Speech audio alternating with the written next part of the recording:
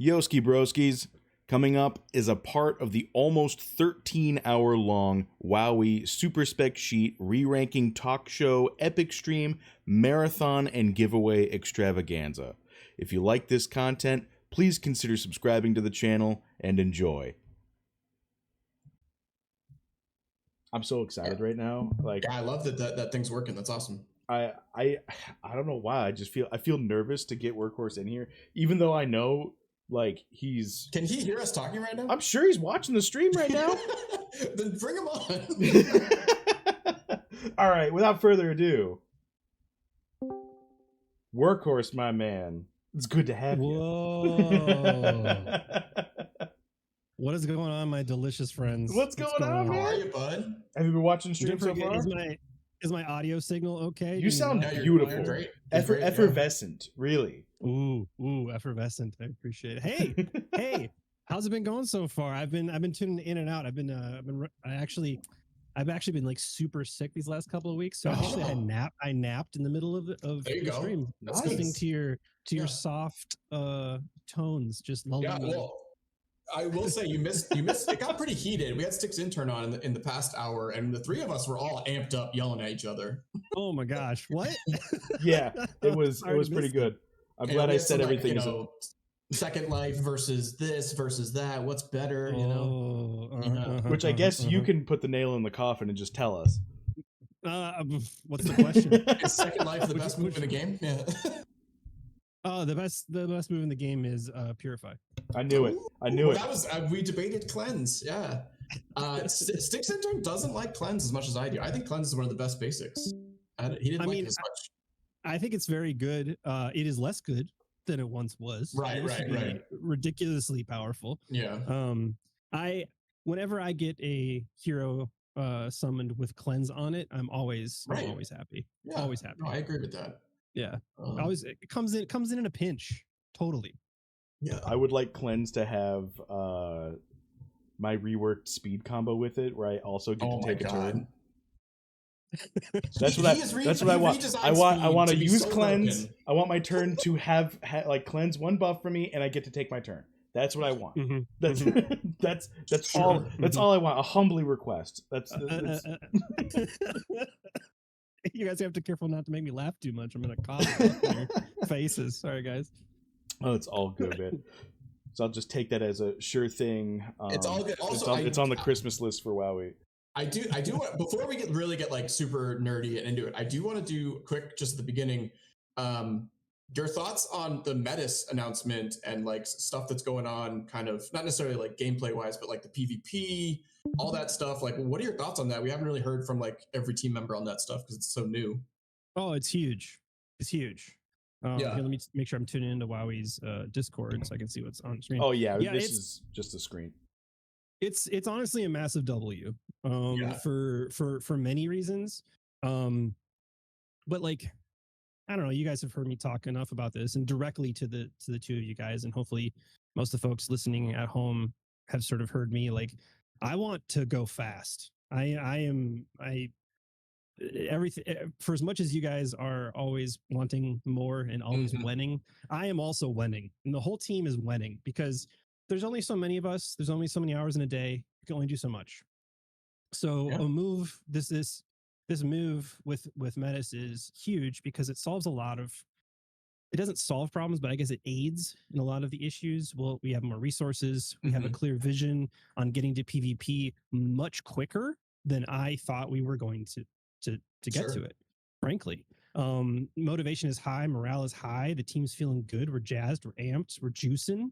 And you cannot overstate a move like this and the importance of it, just for the project as a whole, just to get everyone energized and rowing in the same direction. I think there's lots of unseen positives that I definitely want to like just make known of. Like, the vibe is immaculate. We're making some sweet shit. And the Metis made it public, and then Dreamer tweeted it. $2 million is being allocated to DeFi Kingdoms from the Metis team, which is just that helps wild. A lot of that helps a lot of problems because the team has been so. And I'm sorry if I'm just going to repeat myself a little bit. I might have to provide some context, but like I've worked with a bunch of different studios and teams and big projects and little projects in my career, and it is very hard to produce throughput on a level that is, when you are a public facing living title, it's hard to always be pumping it out without lots of people. DFK is a remarkably small team, considering how much is done. And it's a testament to how good each of these folks are as individuals, but also as a team. And an injection of resources means potentially, I mean, I can't speak to like hires and stuff, but I can imagine that people's hours will get juiced up. You know, more developers. Poor Beetle, you know, he's just been on an island. You know, poor Hubert, he has to deal with my bullshit. Like having more resources means just literally more human hours contributing to producing the products that we all know are coming. It's just literally a matter of time, and that timeline got shrunk a ton. So, like, to answer the original question, how big is it? How big is this? How big is the Metis partnership? It's freaking huge. So I'm excited. If you guys can't hear it, you'll have to forgive me. I am just getting off at the end of whatever crazy cold I just had, so my inflections may not be obvious, but I'm pretty pumped. No, you're not the only one, man. I can tell. I'm gonna go ahead and pick the winner for the chef suit hat combo from Styx Intern. So here we go, real quick. Oh my God, Maddie Pesk won. Yes. I'm keeping it. SI's not gonna send it to me now, I bet. Oh my God, little old Maddie Pesk. Did you just win a chef's hat? Yes, chef hat, and I think he's gonna get me the hat, the thing too. But sweet. No, the chef Vizzy was like one that I bought in like 30 seconds after. I know, right? I was like, it's a good one. It's almost like it's real. Well, the like, it looks good with a ton of the other masks too. Like, it's a really cool one. I like it, so I'm excited about that. Agreed. There's some cool Vizzies on the way too. Like I've enjoyed having Vizzies in the game. It definitely allows you to have a little bit of personal flair. This is cool. I bought the fishing outfit instantly. It's fun too. Yeah, that's the first time we've seen a weapon one, which is cool. There's something about like rolling up into a fight and just having like a Dread Knight dressed up as a fisherman, and just completely wrecking an opponent. Like that's a flex. Yeah. It's a flex. Well, because that's the classic. Like, he's not stressed about this fight. He's just coming back from fishing. He doesn't care about you. Yeah.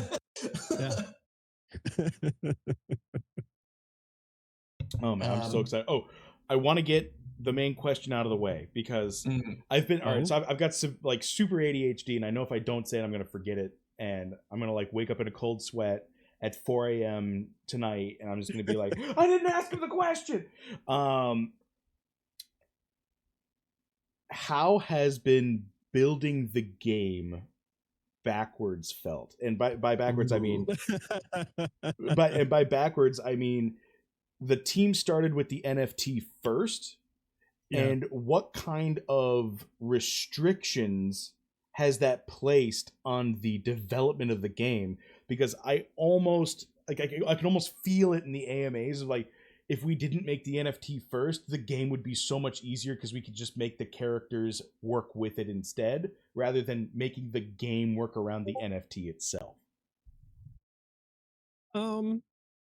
It presents challenges, but it also presents opportunities. So it's fun. It's funny. I appreciate you asking that question, and I appreciate you thinking about that, simply because it is hard. It isn't a blank canvas that allows you to say, okay, well, I think this is going to be like this, and we're going to do it this way, and because it makes sense, and it's going to be balanced, and here you go. Oh, wait, there's intrusive stats that must be considered. There's design choices that were made long ago, which, to be honest, weren't all bad. It's not like it's all terrible. But it does create we have to consider moment. So decisions are not easy to just like ripperoni, pepperoni, pull the trigger, off we go. There has to be just a little bit more vetting. I assume that's the spell you cast whenever a development comes out. Ripperoni, pepperoni. But I mean, but the team has been in the tank for so long. And at this point, I've been on the team now for 2 years. I don't know if you guys knew that. totally wild to think about 2 years and a month from now. My God, we're aging. Oh my, wow. Yeah, we are aging. But like the team has it on lock though. Like those considerations, those variables, those obstacles, whatever, it's just a part of it. If you drop a game designer who's been working in, you know, Web 2 or AAA titles the last decade, and you're presenting them with all these variables, it would be very easy to be overwhelmed. And I think one of the reasons why I'm always so impressed by the game design committee and the game design team at Kingdom is just they're able to handle those variables in stride. It's just a part of it. So I guess the answer to the question is sometimes it's a real pain in the ass, but most of the time we're okay. I think, you know, the importance of how weapons are designed cannot be overstated because that's how things will be balanced at level 100. You know, that's all I'm thinking about. Yeah, like that was our get out of jail free card. Well, maybe get out of jail for a sizable mortgage card. But like I think in the long run, it's just a part of the fabric, and so we're doing okay. There are things that like we do have some wild ideas that just never will get to come to pass because of those decisions, but that's okay. Those wild ideas kind of get channeled into different concepts, into, you know, different decisions later on. Would you be able to give me an example of that?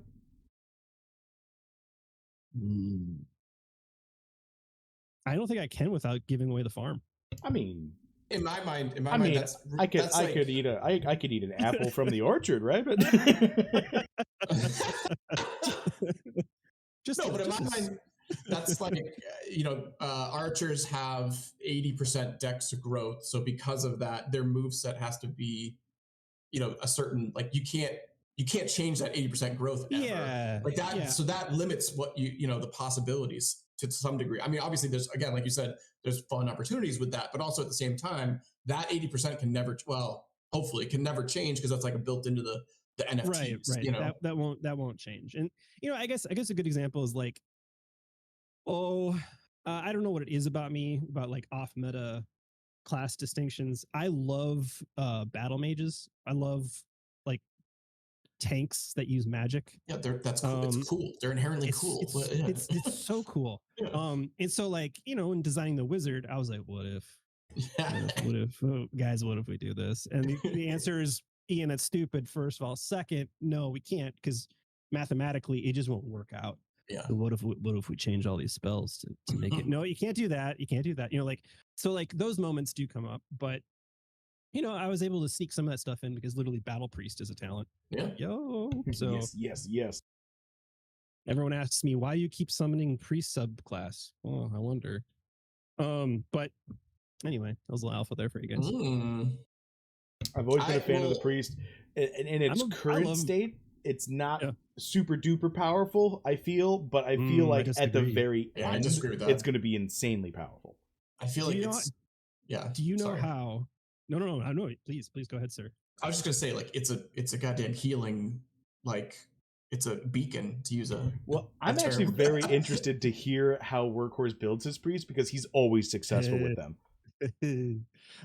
So for those of you keeping score at home, I I played double priest a lot. Not only because I think it's fun to troll people like Maddie Wowee and Sticks and whatnot with, you know, oh, here you are with your archers and you're complaining about your archers, and if I never use archers, I only use priests. Give me my handful of rocks back. Wait, do you use Guy Kid strategy of the double bubble? Double bubble is great. Yeah, it's fantastic. Barriers are very good, and they're very good in the Rockbach fight, in particular. So that was one of the things that I was excited about. I was like, oh sweet, now we can enter a shield meta while dealing with these hellacious Rockbachs. Excuse me, hopefully I didn't cough into the mic there. But basically, I think how can I put this? There's only 4 classes. We only got what we got right now, including within the next week. There's still only 4 classes. with including the next week, yes, there's only 4 classes. However, we are working really hard to get classes out. This push, this Void Hunt push, with Rockbox was a huge. I cannot overstate how massive of an upgrade it was to get a lot of this stuff out. It was a big obstacle, and then the next one, the next thing that we will release will come with a lot of final pieces, and I'm saying like literally final pieces, like pieces of the puzzle that needed to exist in order for all the other heroes to start to exist. So we're getting there, which is really exciting. So it won't be 4 for long, which is exciting to me because, as you guys know, we can only make a puzzle you can solve with those 4 pieces right now. And once we have 8 pieces or 12 pieces or whatever, the puzzles get to be much more intricate, have multiple solution sets rather than just, oh, here's my kill window to make sure I don't screw up and get those demons to show up. Although my strategy is different than that. But I think there is a lot to say for this is now out. More puzzle pieces will be introduced. I'm just so excited about it. I see Sticks in chat. Arcane Power, the final piece. I mean, it's gotta be built. It's gotta come out in order for some of these other classes and for other advanced classes to exist. That's alpha number 2. I'm sorry. Excuse me?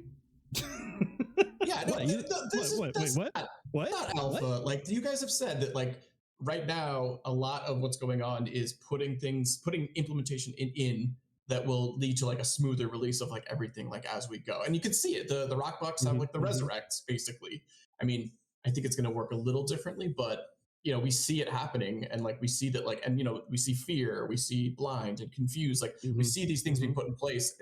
I have to assume that they're sort of stepping stones to get to like the other classes using them. Oh yeah, it's the way to do it. And we're not even being particularly sneaky about it, but like I think it's the only way we can make content and have every bit of content be meaningful on the production side due to date how small the team has been and how much time there's been to produce. Sorry, I didn't. But we were joking about that when we had Sir Worm on a couple hours ago, and we were saying how SI and some of the other streamers have been like using their strategies to beat the Rockbox like maybe quicker than you guys thought, and now we get this like patch that comes out, and it's like this is the other side of that coin of like, yeah, it's really nice that we have this connection to the team and we're like building and talking to them at the same time, but also we're getting these buffs and nerfs like simultaneously. You know? Stick's intern gets real lucky with his one small stone and it ruins it for everybody. It's nice that we have this connection to the team, and I really do love that. And it's obviously I think net positive, but a negative is you guys are going to nerf us when we figure it out too fast. Well, I suppose that is a healthy and well-adjusted way to view that. I will not lie. Hubert and I do talk about you guys regularly, and talk about what we're seeing, the meta shifting, in the community. That's very important. And there are behaviors that, is Hubert going to be on this later today? He said he's got some stuff going on. He might make an appearance late night, so we'll see. It'll be a surprise if he does or doesn't. Okay, cool. He is busy. So if he does sneak on though, feel free to corner him. Tell him I outed him. But like we'll have conversations, and verbatim it's I don't know if I like that. I don't know if I like that behavior. I don't know. I don't know if I don't want to encourage that.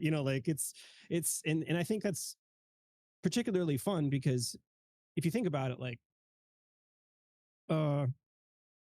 League of Legends, Teamfight Tactics, the game designers are watching esports.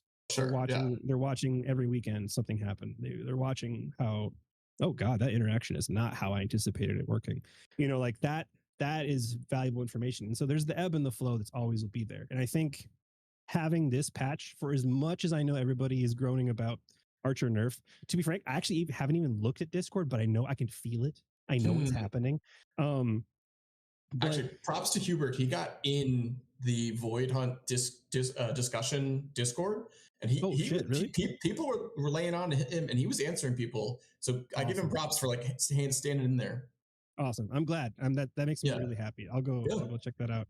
But like, it's important that early on, the player base and the community who are participating in this aspect of the game in particular become accustomed to a shift and a flow of living content.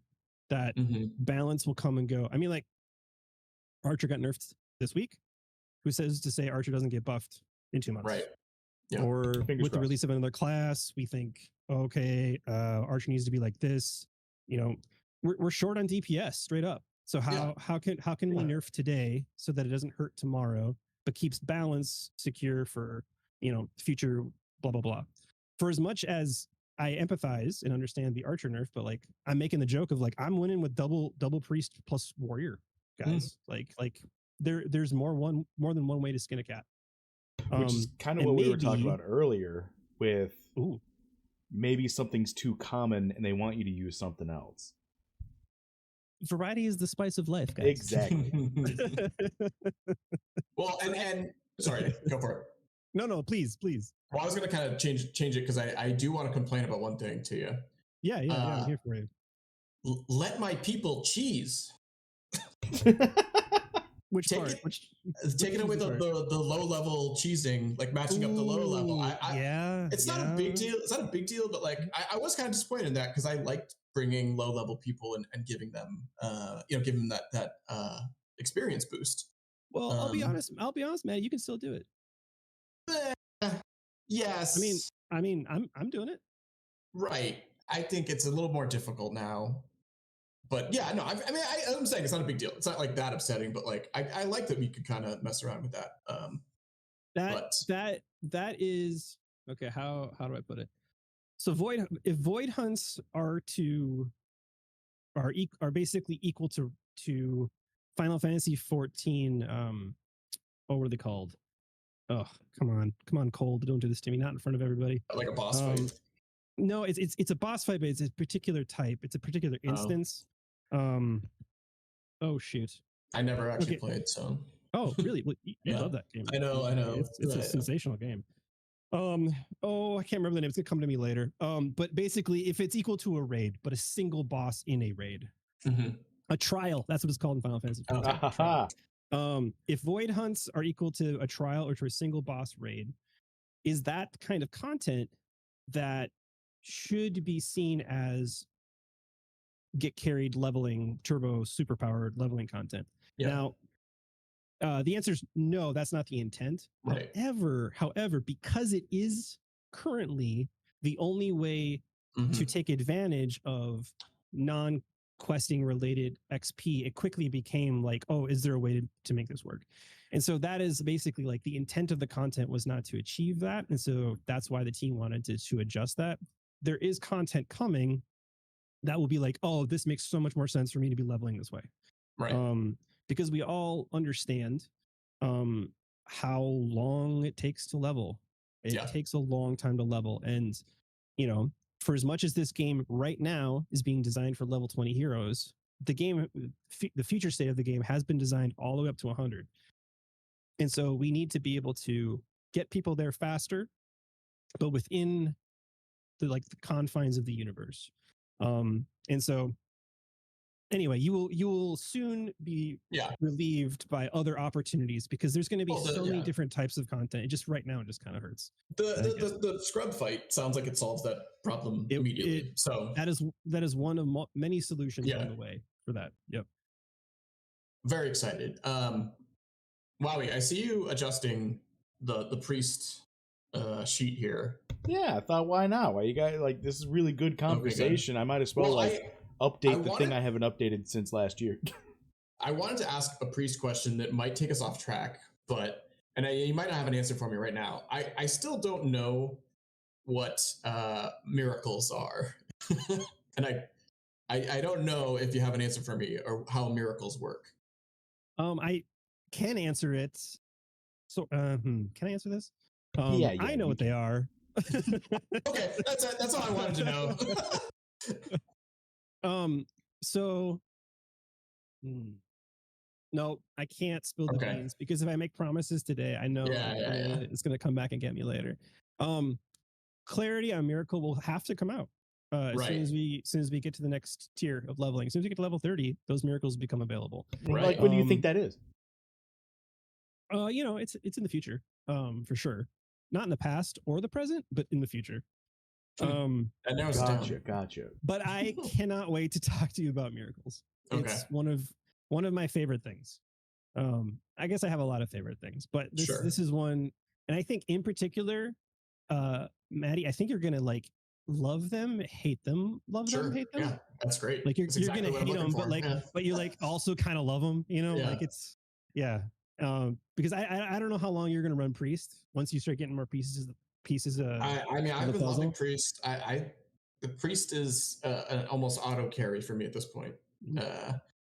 But healers are very powerful in this universe, so healers will always be encouraged. So what was up with the gigantic nerf for priest? Which one? The across the board healing reduced by 20%. Are you talking about the accuracy? No, wasn't that one of the game updates not too long ago? I think you're talking about just about the accuracy. Yeah, that was just the accuracy one. What? Yeah, so there is an element of if targeting with weapons or a staff or a wand that are out of your depth needs to have some sort of recourse. That was that attempt because there's an ease. It was an anti-cheese move. And that one makes sense for where the game is today, but may not always make sense. Well, yeah, I think obviously with like a wide array of weapons and stuff, I can see how, especially like somebody like a lower level priest getting his hands on a staff that is just insane. Like it makes sense lore wise for like that not to work, you know? So right. We drift in this realm where it's tough to how can I put it? I love literal high fantasy in the sense that clearly high fantasy does not exist, or does it? And I want things to make a lot of sense. Like this is how this works in this universe because this logical reason, even though obviously it's a high fantasy universe, like you said, if I'm a level 2 priest and I pick up a staff designed for level 10, boy, am I lucky. However, I am incapable of wielding this thing. Just like there's hard sci-fi, you like hard fantasy. Yeah, if that I think that's a good way of putting it. Yeah. And so like, and that also leads to like, why are tier 1 spells the spells that are there, and why are tier 5 the ones that are there, and how are they, and why are they so different than advanced spells for each class? Like it's the hard fantasy element of you suck at this still, and eventually you'll be good at it, and you get to wield all these cool things. Why does this mana cost so much today? It's because you suck.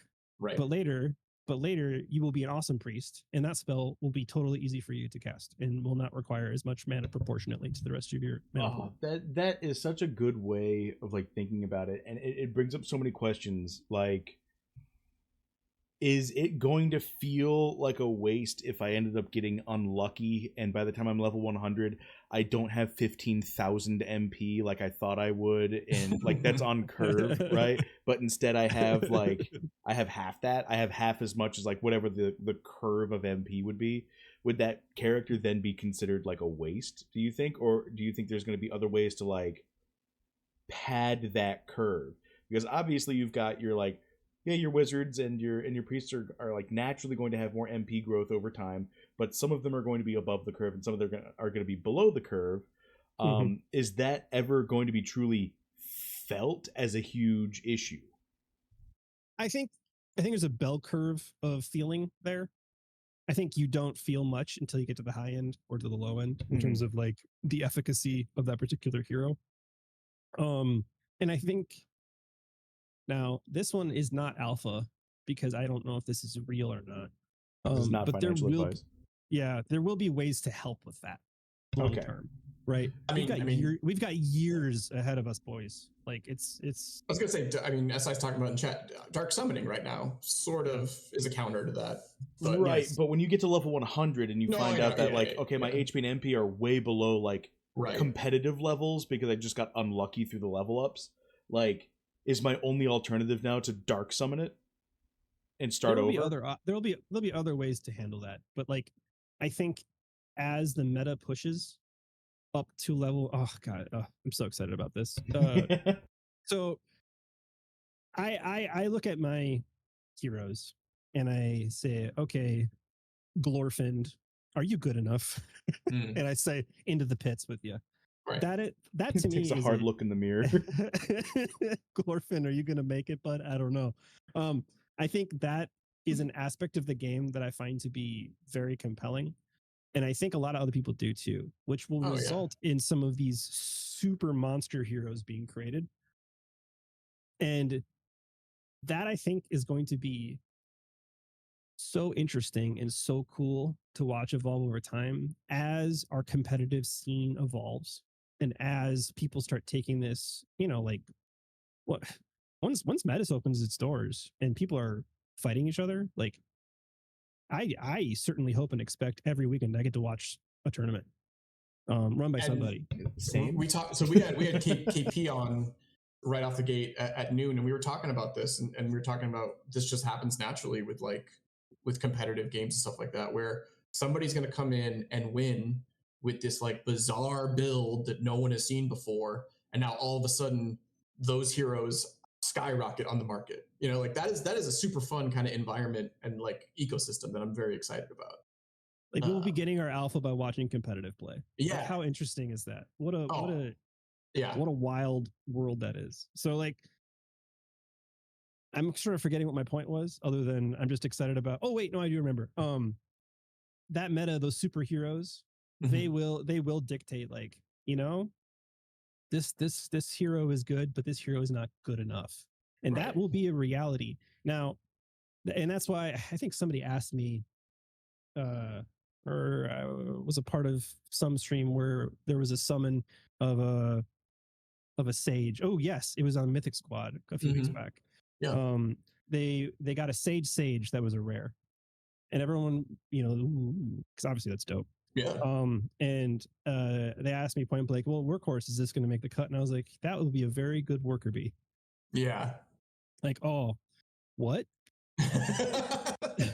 Yeah. Like, for as much as I love it, Sage, you got yourself a Sage Gardener, and it's rare. That's a fantastic gardener long term. Yeah. But if you're looking to be top 100 in this game, in the grand scheme of things, you'll have to push pretty hard. Rarity matters, stats matter. For as much as we will balance this game to make sure that every class has access to being good at competitive play, stats will just always be the thing that matters. And so rarity, not class type, not advanced, not elite, is what I'm talking about. I'm talking about rarity. Yeah. Rarity does matter, and you'll have to make some tough choices. So if your wizard has half the MP that it needs to have to compete at that high level, Wowee, you may end up dusting it. I mean, that makes sense. Yeah. I mean, it makes a ton of sense. It becomes awesome work. I mean, low key, I'm just trying to build these blacksmiths and woodworkers possible right now. Oh man, you know how much I want to talk about crafting. Dude, crafting's gonna be so dope. Oh my god. I just want, is there anything you can give us that wouldn't like give away the barn on crafting? I don't want to know how it works. I don't want to know like what I get out of it. I just want to know theming. Really. That's just what I want to know. What's it gonna involve? What does that even mean? Well, I just want to get like the vibe from it, you know what I mean? Okay. Do I wake up and like log on to, the blacksmith and just keep going and going and going all day, and then, wipe my brow and clock out? Like, because that's what I want to do. I want to show up and just craft forever. So I probably can't spill too many beans on crafting. I think to spill the beans going to be Hubert. so I don't want to like take his opportunity The old to bean talk spiller.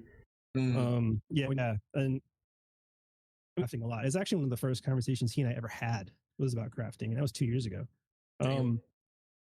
So the vision is awesome. I feel like a broken record a lot, but like if you think about the games that you know that the game committee and that the team love, we're going to pull a lot of inspiration, a lot of ingredients from those games. So for as much as World of Warcraft crafting doesn't matter a whole lot now, it used to be very fun. So think about that. Final Fantasy 11 and 14, both very important games in our team's lives. Lives. These are the things that are going to inspire us on how we design the crafting system. So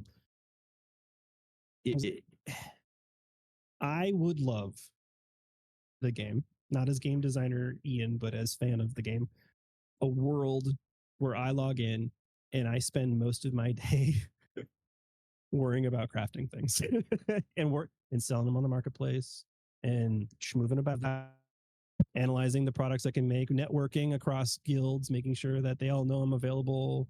I have this guy, I have this guy, I have this guy. They can all pump out awesome high tier things.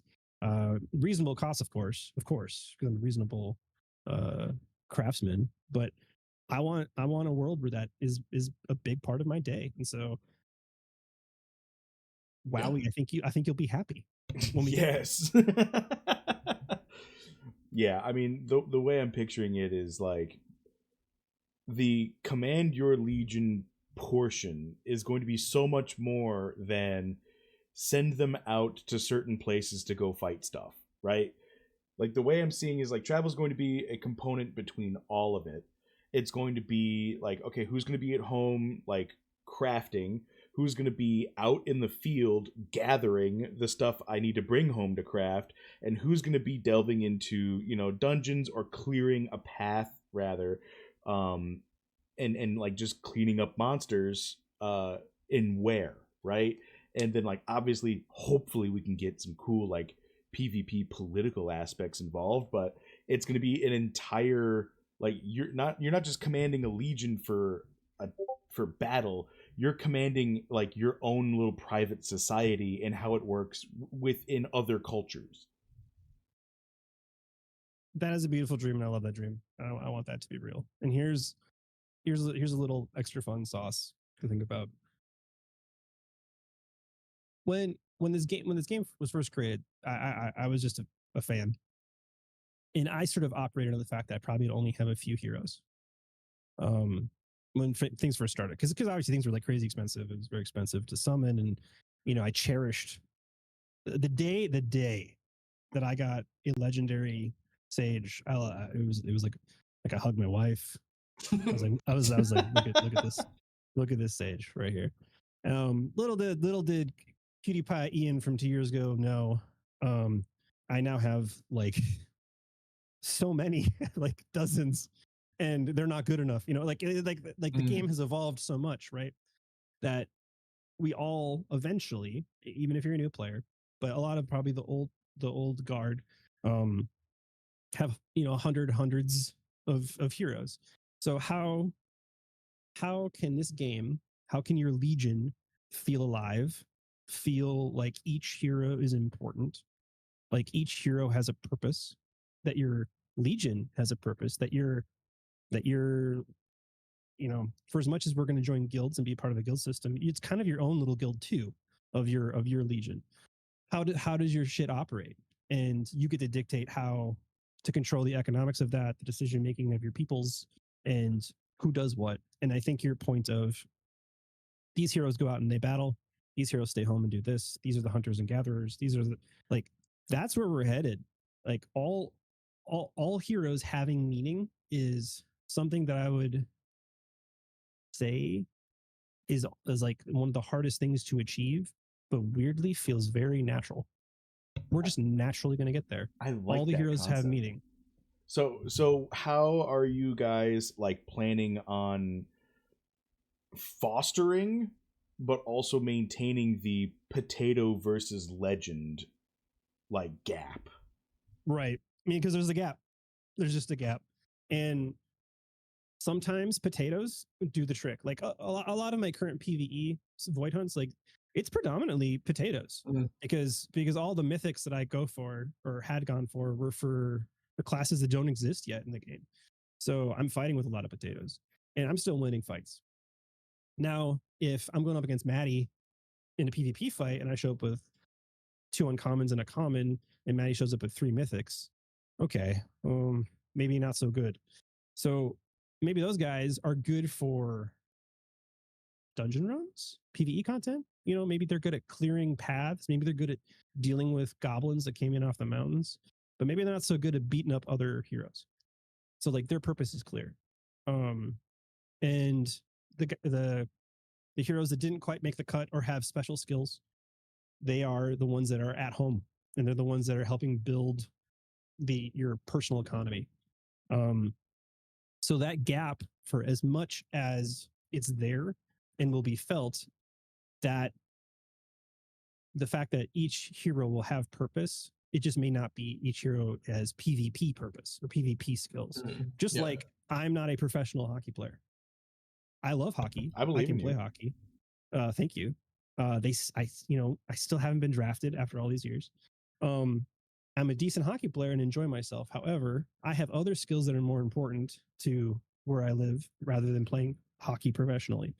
And those who do play hockey professionally, they have a very specific set of skills. I would say mythic rarities of endurance and agility that I do not. But I also have skills that they do not, where I get to do whatever I do. So like it's a little mini reflection of the real world, but in this hard high fantasy approach. You're showing up with 3 knights against. What are we looking at here? Oh yeah, this is one of my favorite comps. These are all dated from October. Yeah, these are. It's a long time ago, but I mean, this is my favorite comp. Was like it's possible with triple knights too. Thank you, Franz. My time will come in the end. Yes. Yeah, they. Unfortunately, I'm too old now. Can we change gears and go back to the Wowee spec sheet a little bit? Sure. I want to bring something up because there was some controversy. I think when you were on the Mythic Squad, I think this is when you said, "Do you guys read at all?" Which I think was what you said about all of us when we were asking about toxic. Did I say that? No. Or maybe Sticks in term is saying you guys don't read actually, but I have read how toxic works, and I still have questions on it. Okay. Is it going to work the same way that it was originally written? Has it been changed at all, or? Let me. So it's funny. So I was just on Mythic Squad, and this was the question they led with. Let me bring up some internal documentation. You could share that screen if you want. Yeah, we can share your screen if you want. Hold on. All right, so toxic. Let's take a look at what I'm reading and what you're reading. So a lot of time has passed. I know. Since traits were released.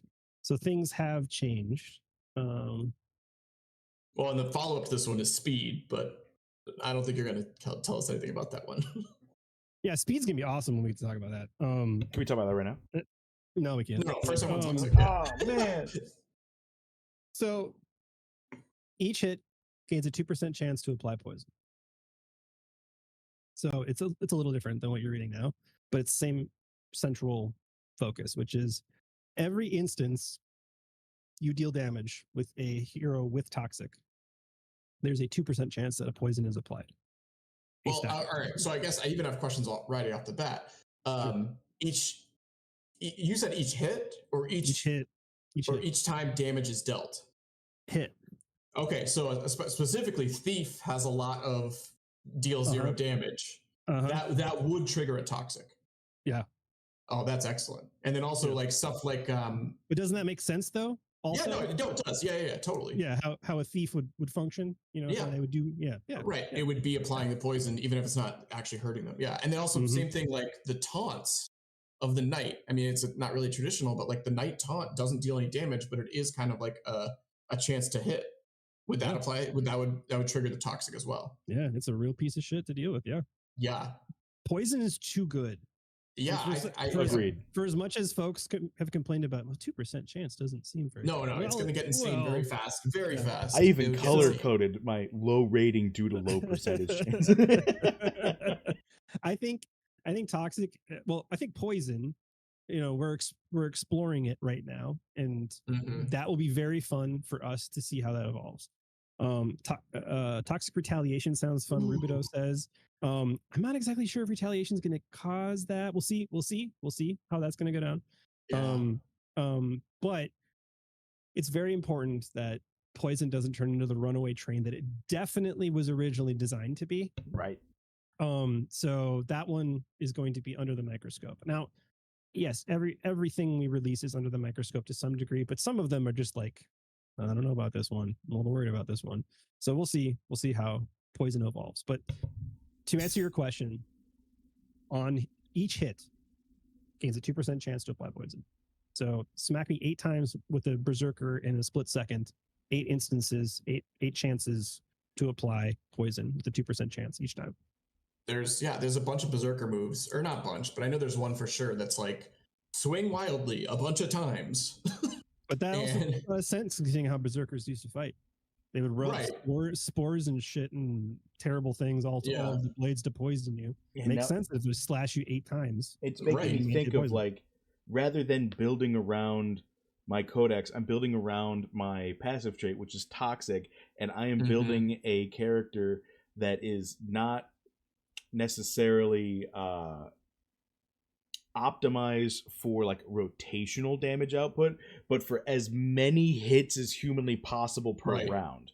And I better do my very best to blind the shit out of that hero.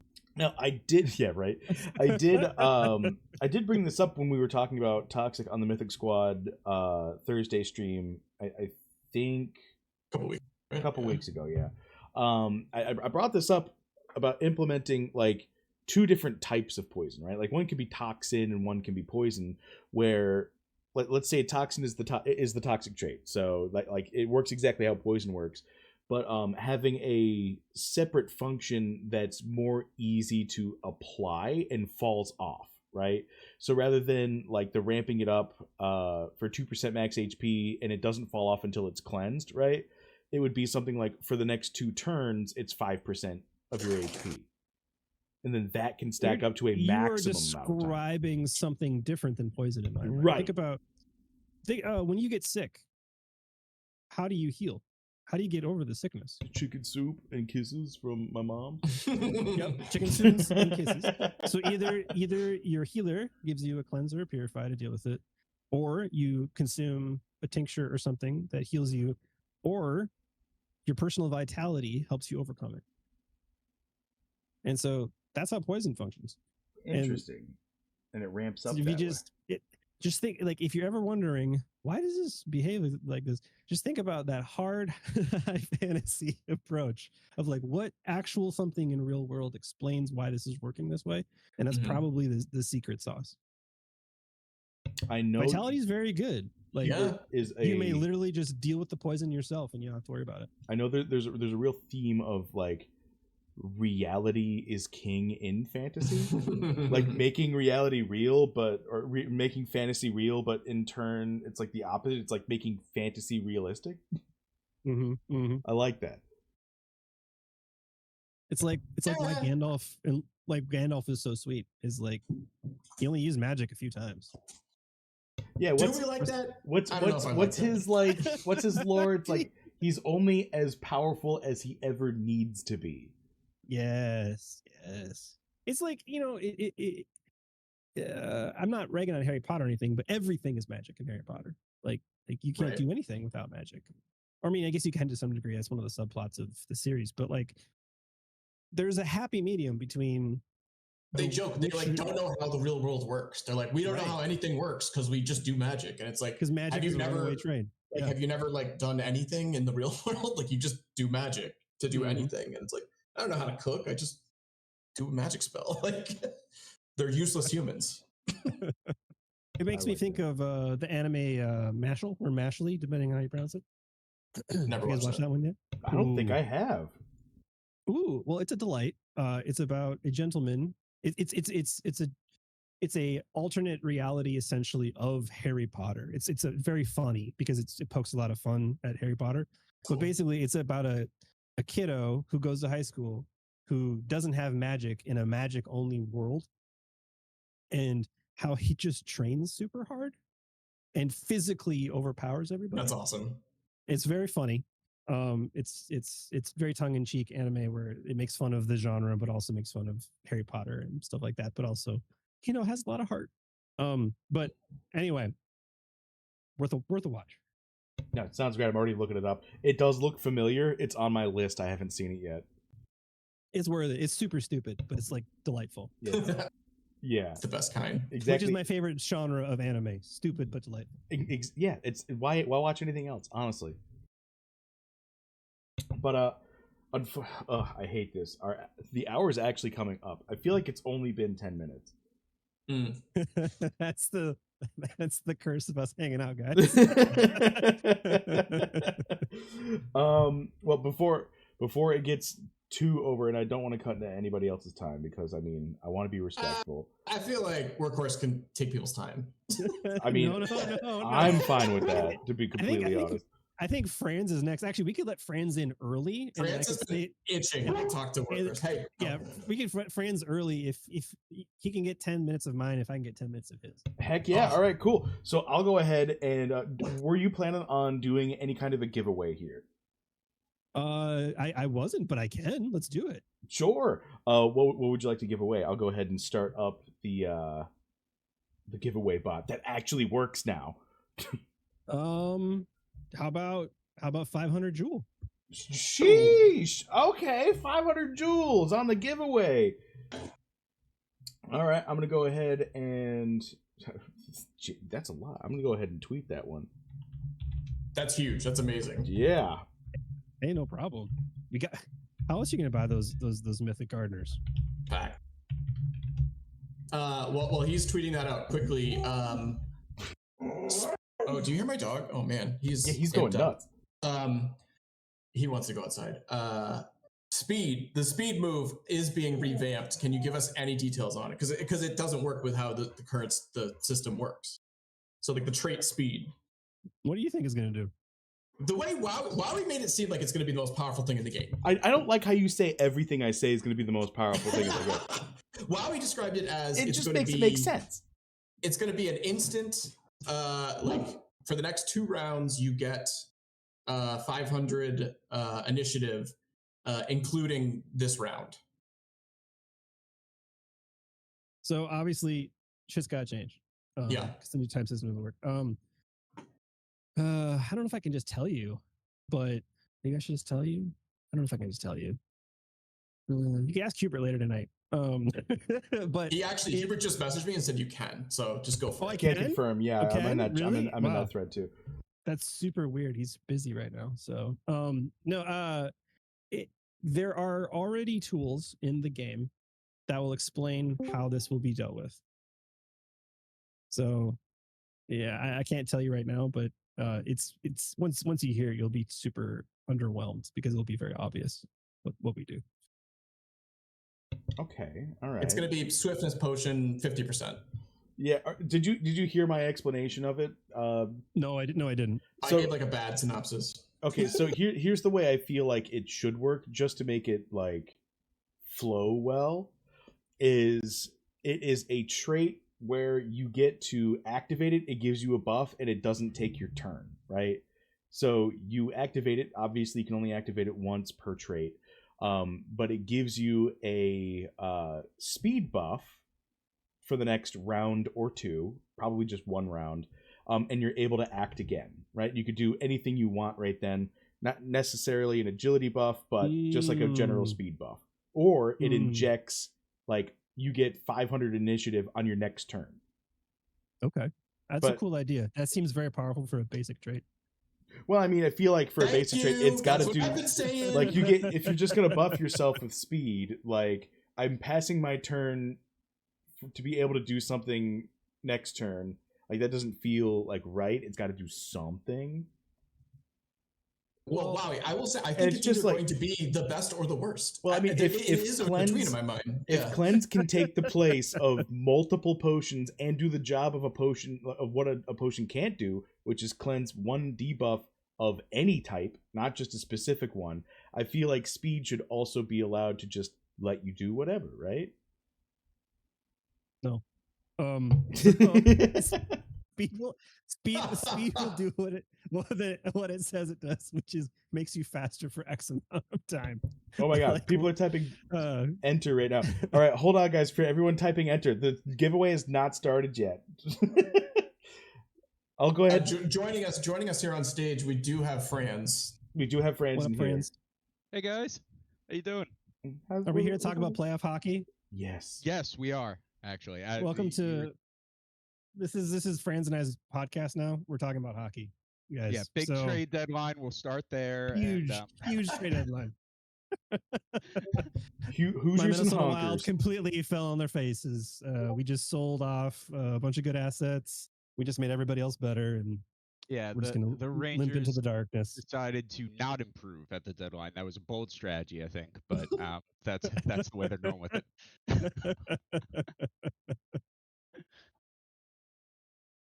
No, but can we just have the same exact conversations you guys just had for that hour, just again with me involved this time? That'd be great for me. Yeah, that's fine. Yeah, totally, so about anime, and it's no.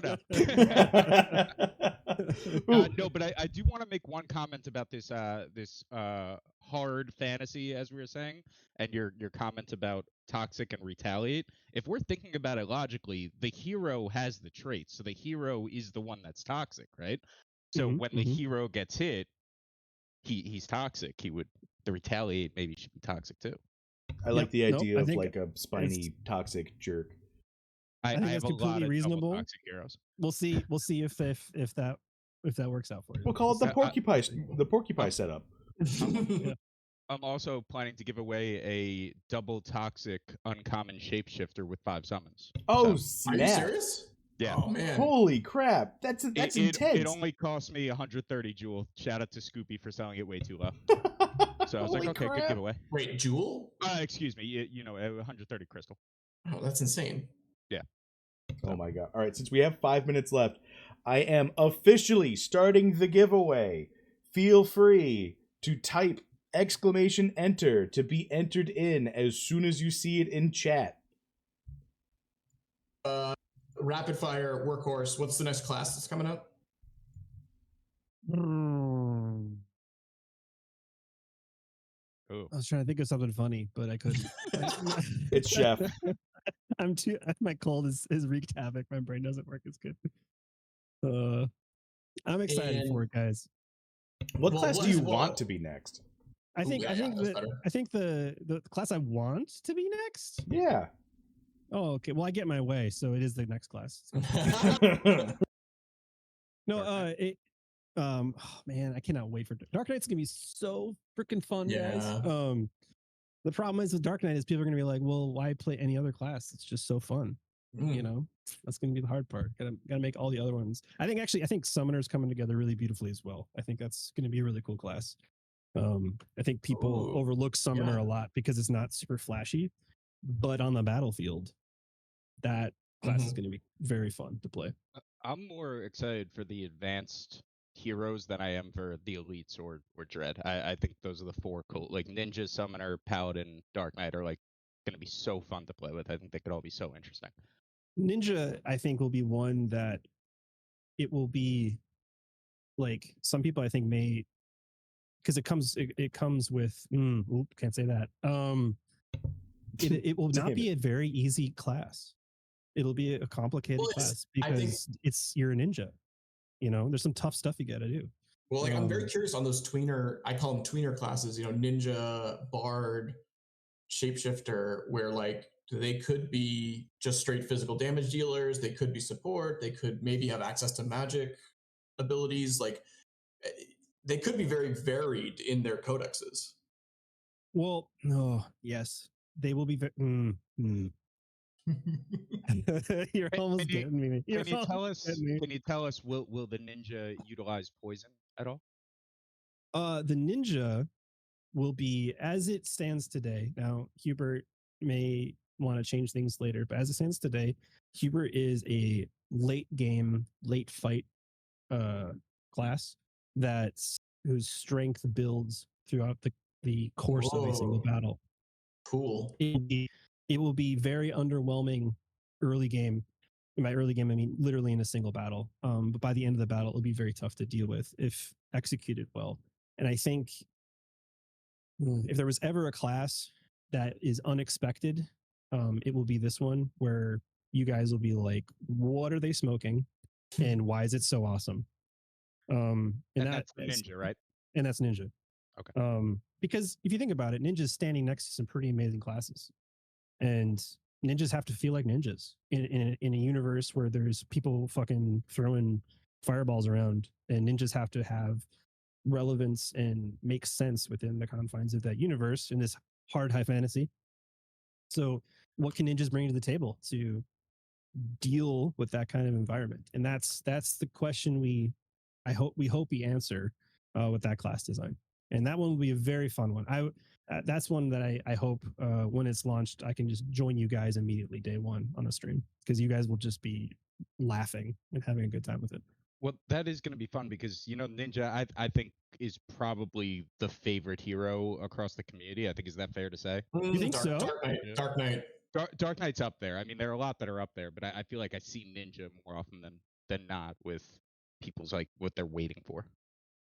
It's very important with ninjas that we make it feel like a ninja, that you're a ninja doing ninja things. And that is hard to accomplish. That's what I heard. It's hard to accomplish that in a 3v3 JRPG PvP environment, to accomplish what a ninja feels like. And so I'm excited to see if we can nail it and get people's imaginations excited. No, for sure. Again, we're coming up on the hour, so I want to try and rapid fire a couple other ones at you. Sure. Met with the Metis announcement and the Coliseum. I believe Hubert said this, but I do want to ask: is it possible we'll see PvP without all the classes released? Like, we'll see a version of it with just what you have ready. I trying to remember his answer to that question so I don't get in trouble. But yes, we will see PvP will exist in an earlier version than originally intended, because now we have a whole vision and direction to go with it. But it won't be very long. We are working very, very hard to get classes created. So my hope is that if it's released with only bare bones classes, it won't be a long wait. Until more are added. Until more come. Yep. Yeah. I personally feel like a true meta won't evolve right in the game until all the basics are available to play. Yeah. Can I ask go. question? So Workhorse, a few months back, you were on Bogside Chats Tuesday nights 9 p.m. Everybody come subscribe. Tuesday nights. Yep. Mm-hmm. And you said at that time that Warrior was probably going to get a buff, and we've seen that buff kind of play out since the change. Are you happy with where it stands now? What's kind of your reaction to how that's played out? I think Worked could still be stronger. But then again, we nerfed other things, so like relatively speaking, Warrior is stronger. I think we'll see how it plays out the next few weeks. I know that I'm having a good time with Warrior in fights. Do I wish Bloodthirster was just OP and I could just turn my brain off and just kill things? Of course I do. But that's not how the game is right now. That's not how Void Hunts are designed to be. Maybe future content will provide that opportunity. When will that? When can I just turn? When can I just turn brain off and just Bloodthirst combo all the time? I know. Those things will come. Those things will come. That's high fantasy for the Warrior. He's not supposed to think. Brain off. Don't make me think. Smashy.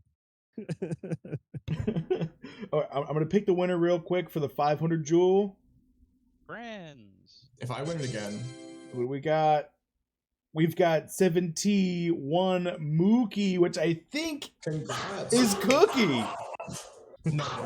Oh my. Oh, that's Maddie's dog. Maddie's dog just won. He was excited. He was livid. All right. Who won? And can they DM me, or actually DM Wowee your address, and then Wowee can DM it to me so I know it's the official one. Yes. So the way we're doing it is, let's see, Workhorse 500J. Winner is. There was a stipulation on that Doesn't let me prize change. that they had to go to the tavern and find things to dark summon, right? Yeah, right. if they so want to keep that jewel Mookie, thematic. reach out to me either on Discord or, I mean, if you're on Twitch, you can send me a Twitch message. You can send me a message on YouTube would be the best way to do it, but I don't think YouTube has a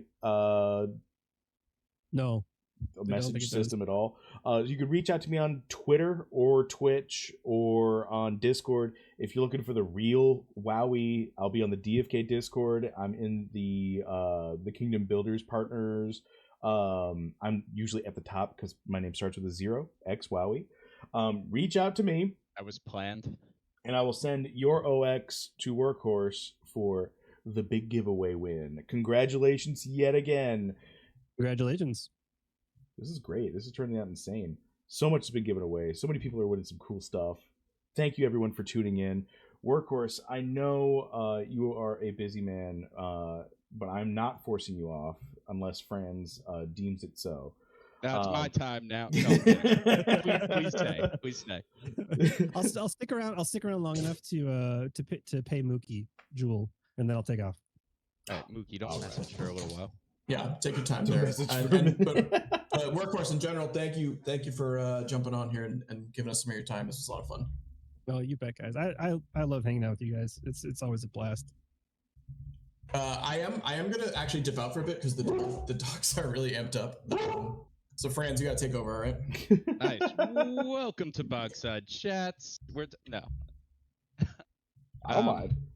No, I did kind of have something that I wanted to discuss that you guys had a conversation around the 30-minute mark of Workhorse's hour, and in my head I was like, no, wait, save this because I want to come in on the end of it. But the idea of trying to be a top 100 player and getting the heroes to compete in that 1%.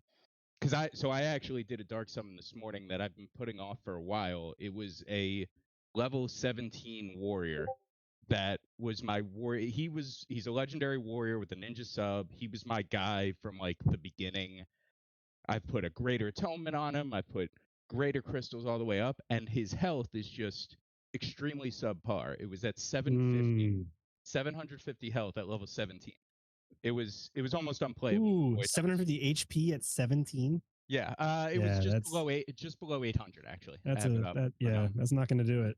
And the rest of the hero was great. It was above average strength. I'm using the ADFK alphas, that cat whisker or whisker stick chart. Above average strength, above average dex. It was a good hero, and I had to make the decision to dark summon it today, and it turned out very well. I lost an advanced ability, but now the HP is in the top tier for their level. The strength is near the top, and like it's tough because there was a chance that I get, I don't know, a thief out of that, and none of the stone that I put on doesn't make sense and things like that. But I really like the idea that we're gonna have to make hard decisions with these heroes that we've become so attached to over the past, year plus. You are touching on something that I think about a lot, actually, as a player. So I have a level 17 Mythic Sage that I know will die. It will happen. For as much as I love him, it's just a matter of time. Yeah. And it breaks my heart because I've been grinding, level 17. That's a lot. That's a lot of question. Yeah.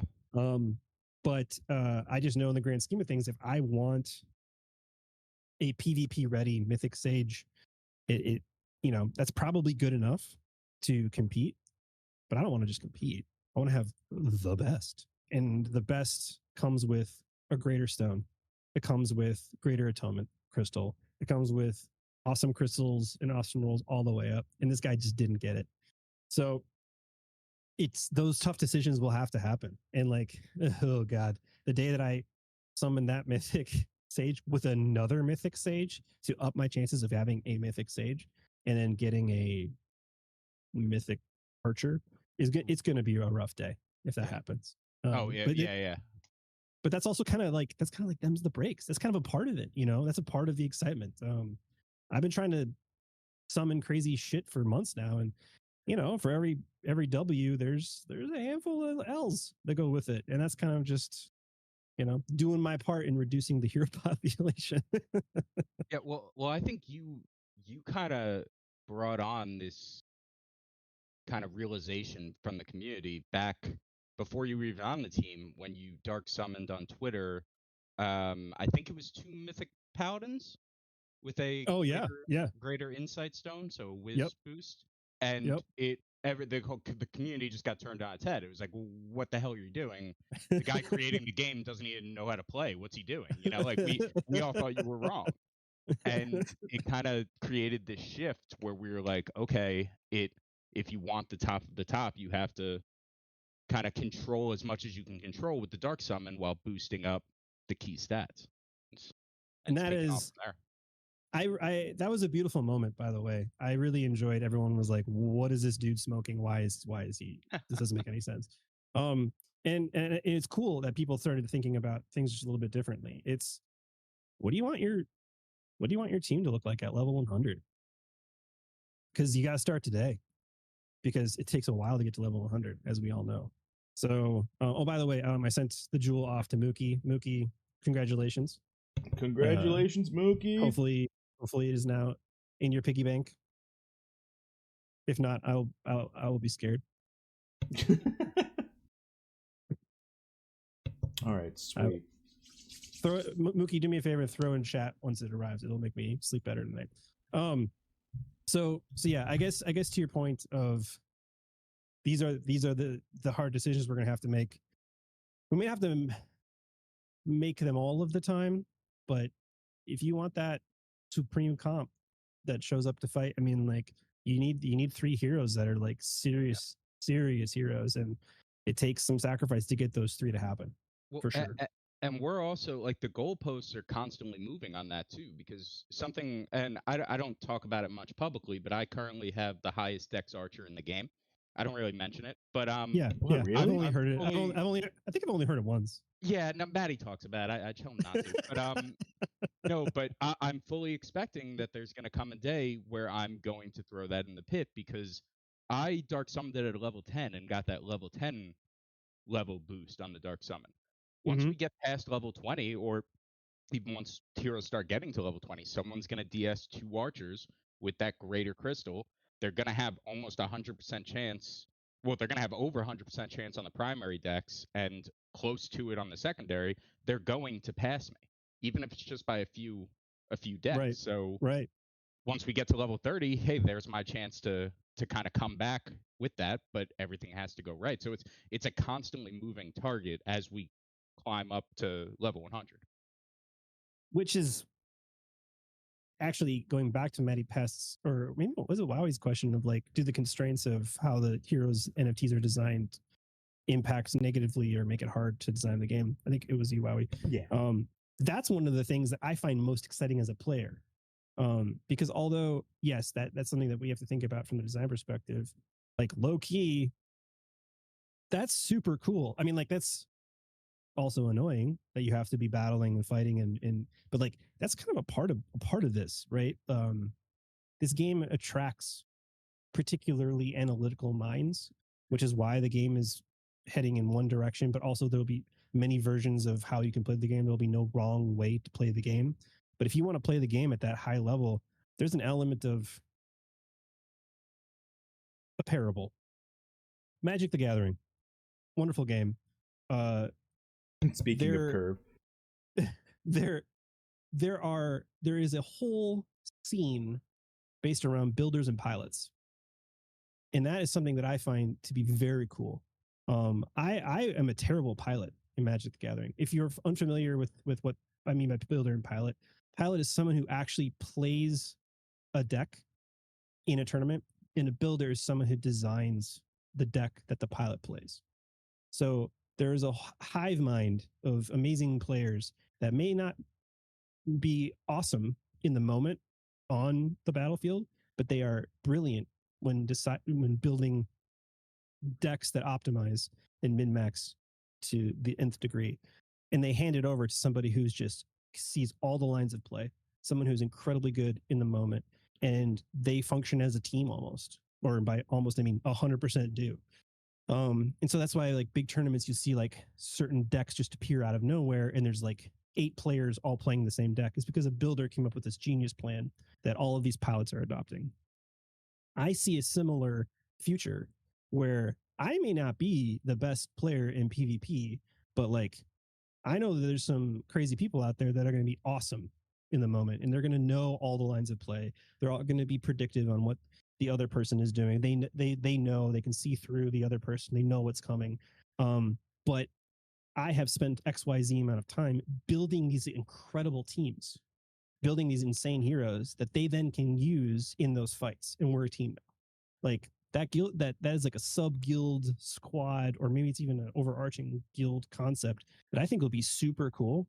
And so like those tough decisions may not need to be made by everybody, but may need to be made by the best builders, the best hero assemblers, and that's super cool. I love that shit. I had a take, and it was not received with a bunch of love, and that was that if we want to compete at the far end of late game, level 100, nothing that we make right now is going to be viable then. It's very possible. And it was specifically because if you dark summon 2 level 100s, you're getting a plus 20 stat boost and a plus 20 stat advantage jump right off the beginning, just from having full crystals or full tier bonus. 2 level 100s together, it's a lot. Now there's a lot of time between here and then, and there's a lot that needs to get, like, there's a lot of game to play before that moment. But I think by the time we get to those level 100s, we could start branding it now as the Great Reset. Like the level 100 reset, where the entire meta will shift because we'll all have level 100s now. And that's one of the things about dark summoning that like I think needs to be acknowledged, is to low key I didn't design dark summoning, so I get to say this, but the low key genius of that mechanic and having that in the game is so smart, because it will provide that opportunity. It is, if there's one thing that a new player needs to understand, is why dark summoning is good and why they shouldn't do it today, but they should learn how to do it and get really good at it later, once they get to like a desire to participate in what I would consider end game content. It's one of the reasons why I dark summon so much, is I want one hero from every class that is greater stoned and greater atonement crystalled, with a subclass that I find desirable. One of every class, just so that I can be ready for those meta shifts as we get to 100, fully knowing that at 100, they probably all die.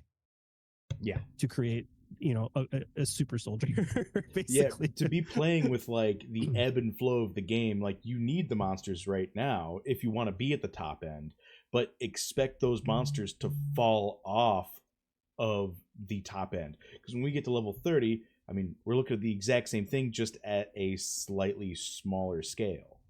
Right. Well, so what's going through my head as you were waxing poetic about level 100s, and I loved it. Sorry. Was the value? No, I meant that as a positive. It was great. No, the only thing going through my head is just the fact that not every stat is created equal, and the value I would perceive in a level 100 where the top 2 stats are vitality and intelligence, over something where the top 2 stats are, strength and dex, like regardless of class. Like having that additional boost on these scaling stats it just seems so like that'll change the game.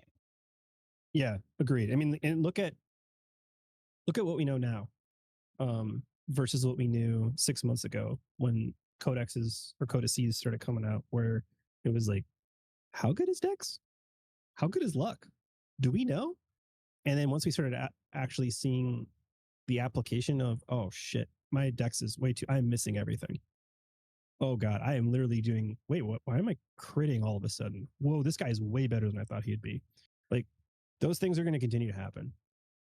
And having it's weird, having well-rounded heroes is almost the most desirable thing, because every stat does matter. That's one of the cool things about it, is like having something that has a good distribution across the board. Like low-key monks, like if you get a monk that's super well-rounded, and by the time, that's going to be a very strong basic class, like, because it's just nice, even, smooth distribution across the board. Right. I was thinking, like, besides the Dread Knight, like, just taking the Codex themes away, a monk is going to be a pseudo Dread Knight at that level.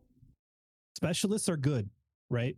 Because you can only hit 100%, right? You can't get a +2 in a primary roll. And the Dread Knight's going to hit that 100% on basically everything really early. So wow, is there going to be a point where Dread Knights fall off in terms of like... Earmuffs. Earmuffs. We don't want any of the Mythic squad here, and that they won't like it. Well, think about it, right? Because I think the Dread Knight has a couple 85%, which means at the 15% tier bonus, like, that's when they max out. They'll max out earlier than everybody else, but if anyone else is closing the gap to that 100% roll in the primary or secondary, okay, that'll be it. The Dread Knights will have more secondary rolls. Okay, now I get it. Well, and then think about what comes after Dread Knights. Ultra Knights. There's more stuff after Dread Knights. How many? And how many more? I think we know. There's 32 total classes, I believe. So there's going to be 2 levels above Dread Knight, correct? Or no? I'm trying to do the pyramid chart in my head right now. Elbow and its counterpart will make something equal to Dread, and then we have 2 other trees that'll make something equal to that, right? Yeah. 32 total. Yeah, it's gonna be. Wait, doesn't that mean there's only room for one more? Like one more set of like 4, 2, 1. The spell bow and the whatever comes after the spell bow, right? Oh wait, that'll take up another tree. Right. No, okay, yeah, there's one more after Dread. Math is not, as we've said, not my strong suit. And who knows if there's, like, even though there's 32 classes, who knows if there's not going to be some sort of weird twister-rooski where other aspects come in and there's more than 32. I was curious about that. Like, what are the chances that we re-roll our heroes again? Not for like re-rolling their stats or anything like that, but like we did for the crafting genes. Like, I know they don't all innately have a gene to use like they did with crafting genes, but what's the chance in the far future that we get to re-roll our hero cards to have new genes on them? I think anything is possible, in the sense that this game is going to last a very long time. It is. You've all heard me say it a million times of how one of the most compelling aspects of the game, at least to me, is that it is the most living game I have ever encountered, because it's just there's no end to it. In the way that these systems have been designed, and how many systems are on the way, like it's going to feel alive for a long time. And so we'll have plenty of content before any sort of tomfoolery needs to happen. But it's because of that lifespan of where this game could go that, like, why would we ever rule out tomfoolery? You always leave room for tomfoolery. Yeah, tomfoolery. It's what it's all about. Shenanigans too, maybe. 100%. Yeah, I like that. And that's one of the things that's, like, really hard to communicate. You know, I pay very close attention to socials. I don't post as much as I should, but I try to read everything. And every time I see anyone flooding, I'm always like, you just you just gotta understand where this is like. There's so much more here, my dude. Yeah, what would you tell someone that's just like, I don't get it, I don't know why everyone's hyped about it, like this is all speculative, and it's, you know, it's kind of just promises on the wind. Like, what would you tell to someone? Right. Like, how do you like change them into like, no man, believe Yeah. it's common. Like, it's very tough to do that. I think one of the things that I have done with folks who've asked me, you know, when I first started working with the on the game, period, I was asked several times, like, why are you going so hard on this? It's like, don't you see like the potential of where this is all going? It's a beautiful universe with like an awesome vision, and I got lucky where I got to see how the hot dogs are made, right? And I walk, you know, I've said this many times. I will continue to say it because this is just one of the things that makes me, as like a crypto dude, bullish or bearish on a project. Is, well, who are the weirdos actually making the thing? The team is stacked, and it's, you know, it had, you know, I wasn't around for a lot of like the explosion and the contraction and whatnot, but like the people that are here now, like they're all 10 out of 10. And it's a lean, well oiled machine that is only going to improve. They learned so much from these last 2 years, and the promises that were made. How many promises are left floating right now? Is it just Eternal Pages? I think that something involving land tournaments And land. There you go. Yep. So, well, land. Oh God, guys, it's going to be so dope. But like there were a lot of promises 18 months ago, and we've been knocking them off the list one after the other. And once PvP's out, like PvP, I think the original plan was to have PvP first before PvE, but the way that it evolved, where PvE became like, we just started building it because we needed some systems, and the fact that this is out. Oh yeah, PJ fights. Yeah, totally. I mean, well, those will be. I mean, that all comes with the PvP system, and that all comes with the tournament system that comes along with Metis. So like all of it, it's like the confluence is here. So like pointing to the scoreboard and saying, look at all these promises they made that no one believed that they would complete, and here they are completing all of them. I mean, and with Metis, there's a timeline. There's literally a clock. You know, there's a plan. There's a delivery date for PvP. So like, what was that date? I don't know if that's public yet. I hope it is. It probably is. It probably is. Okay. It probably cool. is. Well, I just didn't see it. Can you refresh? I'll let you guys look at the official documentation on that one. But like all of the promises this team made, like they have been fulfilled or are like on the precipice of being fulfilled. And that's like one insane bullish way to look at it. But the other side is, there are, if I speak like as an individual, as a gamer, there's only been like a handful of games in my whole life that have captured my imagination in at this level. And those games I loved and still love, played years, very seriously. And this game, for some reason, when it came out, it just got me.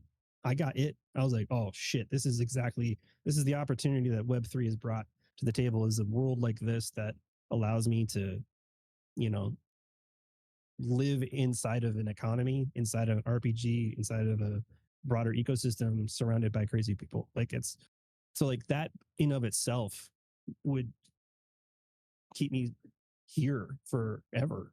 And it has. I mean, I think, Franz, I think you made this tweet just the other day that actually kind of like got me, which was like, you know, I wouldn't have had WIF, I wouldn't have DCA'd into BTC. All of it happened because I was, you know, stuck in this crazy community. Like, it's true. I left the last bear market. Like, I was here in 2017, and I not fully capitulated, but like I capitulated a little bit before 2020, like kind of left. And when I came back, everyone was talking about bridging and subnet, not subnet yet, but like all these different things, and I had no idea, and I had to kind of relearn everything. this time around, I was here, I was on Twitter, I was seeing these things before, retail, before the general public did. And that's all because of DFK, because they gave me something to play through the bear. And like, it wasn't a full game yet. It wasn't even half a game for most of it, right? But we stuck with it, and we got there. And even now, it has game elements, it has things to do, but like, we all know it's coming, and we all know that, that content, that level of content where you're undeniably playing a video game is fast approaching.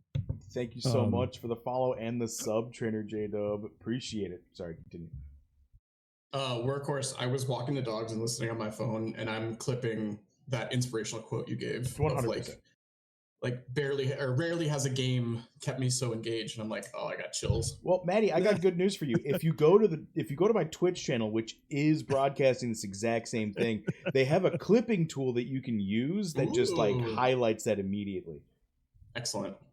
There's also a subscribe button that's right next to the clipping tool. I think everyone should go on Amazon Prime for their free Prime sub and give that Prime to sub. Right now. That's true. If you are liking the content, go ahead and head over to Twitch. It's the only way I can monetize. If you have Amazon Prime, you get a free subscription every month, and if you would like to place it with me, it would help me out a ton. I've also got a donate link if you feel like tipping bits or tipping cash. It's whatever. I am not forcing anybody into anything, but I do really appreciate every bit of support you guys send out to me. Workhorse, real quick, you did bring up Whiff, so I kind of have to ask, what are the chances we get a pink beanie Vizzy? Oh, that's I really want Archer with hat. That's what I want. All right, I'll at Dreamer, see if he can work on a partnership with them. No, there's no team. It's community owned. It's public domain. We're good to go. Archer with a hat. Archer with a hat. It's just a pink beanie. There's nothing to. I mean, I own Whiff. I mean, I've been on that. Yeah. I had no idea. It was community owned. I had no idea.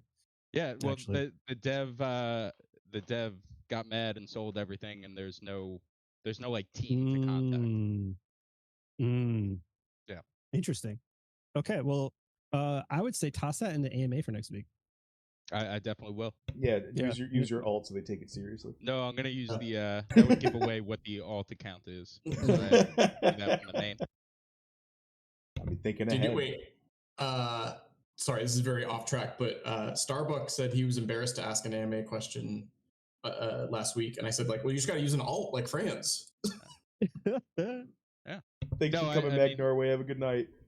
We talked about, the people who, like, what would you say to people who got salty and said, like, I don't get it and all things like that. Like, we've all gone through phases, and some of us created an alt account to say, less than nice questions on the AMA. But we're back now and we're good. It's human nature to doubt sometimes, but we stuck with it. Yeah, you just guys have to understand what my alt is. Anyway, that's it for me, guys. Oh, baby. Wait a minute. Thank you for having me, dudes. Now that Maddie's back, I can pass the torch on over. Oh, perfect. Thank you. It's always a pleasure, Workhorse. I will keep listening. Thanks, everybody, for tuning in. Congratulations on the W, by the way. Where were they? They said that they got it. Yeah, they said they got it. Sweet. Brilliant. Confirmed. Yeah. Thanks for doing this, you guys. I love this. Don't stop being awesome, and I'll see you guys in the comments. Appreciate it, man. Hey, and depending on how well this goes and how well it's received, who knows? I might be doing this again and going to break my own record. Oh, boy. That we're setting today. Every Saturday. I don't know about every that. Saturday. All right, thanks, guys. Yeah, my alt is actually Sticks Intern. I'll see you guys later. Bye. I knew it. Checks out. What a cool guy, man. I'm so that glad was he stayed. That was super cool. Awesome. Yeah, that dark summoning conversation was super interesting, and I mean, it is wild that I feel like he's on the same page as like we are to some degree. I mean, obviously, like there's game dev and the community, like there's difference, but like it is cool to see that like we're all kind of in sync. Well, he started as a player, and I think that's a big part of it. That's a big deal. Yeah. He is one of us. He was one of us before he was one of the team. Right.